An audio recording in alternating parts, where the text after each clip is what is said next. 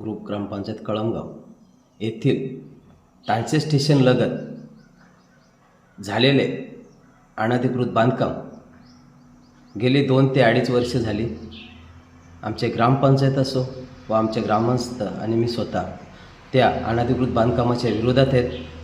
आज 2 वर्षापासून आपण त्या अनधिकृत बांधकामाच्या विरोधात पत्रव्यवहार करत आहोत।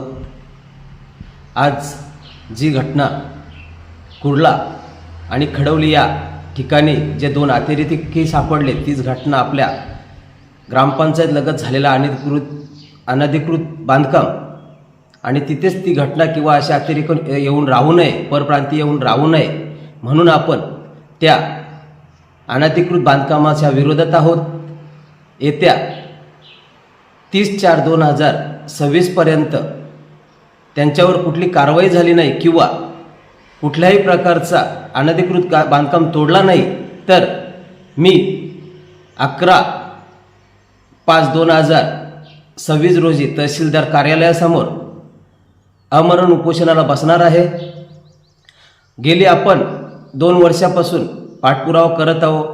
चिखले साहेब व फॉरेस्ट खात्याचे चिखले साहेब असो, तहसीलदार साहेब असो, जेव्हा तहसीलदार साहेबांना पत्र देण्याचा विषय असो किंवा चर्चा करण्याचा विषय असो, जेव्हा तहसीलदार साहेबांनी त्या अनधिकृत बांधकामाला पहिल्या दिवसापासून तर आजपर्यंत विरोध केलेला आहे आणि त्यांचं चांगलं सहकार्य आहे। मला तहसीलदार साहेबांकडून आशा आहे का ती लवकरात लवकर ते अनधिकृत बांधकाम हटवतील आणि त्यांच्यावर कारवाई करतील।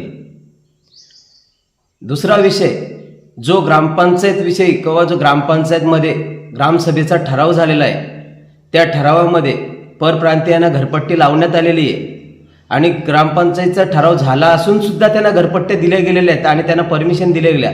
असा कुठल्याही प्रकारचा ठराव झाल्यानंतर परप्रांतीयांना घरपट्टी लागलेली नाही टांचे स्टेशन लगतच्या अनधिकृत बांधकामाला किंवा त्यांना आपण कुठल्याही प्रकारची परमिशन सुद्धा दिलेली नाही आहे। कुठल्याही खोट्या अफवेवर विश्वास ठेवू नका आणि ग्रामपंचायतचा नाव बदनाम होईल असं काही करू नका। ग्रामपंचायतकडे कुठल्याही बांधकामाला परमिशन देण्याचा अधिकार नाही, ते अधिकार जिल्हाधिकाऱ्यांकडे आहेत आणि ग्रामपंचायतने कुठल्याही टांचे स्टेशन लगत अनधिकृत बांधकाम आहे त्याला कुठल्याही प्रकारचा लाईटीसाठी असो अथवा बांधकामासाठी असो कुठलाही पत्रव्यवहार केलेला नाही। कुठल्याही परप्रांतीयांच्या नावाने घरपट्टी लावलेली नाही त्यांच्या स्टेशन लगतच्या अनधिकृत बांधकामाला। मी स्वतः 2 वर्षापासून या अनधिकृत बांधकामाचा पाठपुरावा करतोय। तहसीलदार साहेबांनी मला आश्वासन दिलेलं आहे। मला आशा आहे का लवकरच हे तोडण्यात येईल। धन्यवाद।